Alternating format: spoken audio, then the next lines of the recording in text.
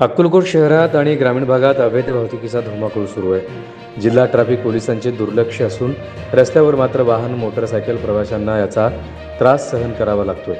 जिल्हा traffic police मात्र कुठे कारवाई करत आहेत? अक्कलकोट शहरात मात्र रस्त्यावर वाहन लावले दिसून येत आहेत। सध्या अक्कलकोट शहरात कागदपत्रे नसलेल्या तसेच ड्रायव्हरकडे लायसन्स नसलेले ड्रायव्हर्स अक्कलकोट शहरात आहेत। मात्र अक्कलकोट शहरात बिनधास्त गाड्या इकडून तिकडे जाताना दिसत आहेत। ग्रामीण पोलीस अधीक्षक पोलीस अधिकारी अतुल कुलकर्णी यांनी लक्ष देऊन अशा गाड्यांवर कारवाई करण्याचे आदेश द्यावेत। जिल्हा पोलीस ट्रॅफिक पोलीस अक्कलकोट शहर आणि ग्रामीण भागात कुठल्याही गाड्यांवर कारवाई करत नाही ना महिन्याला हप्ते मिळतात, म्हणून अक्कलकोट शहरात गाड्यावर कारवाईकडे दुर्लक्ष करत आहे।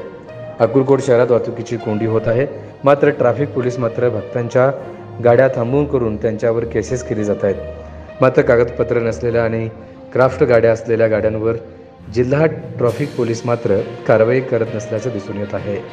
पहा मोटरसायकल कसे रस्त्यावर थांबले, अशांवर कोण कारवाई करणार?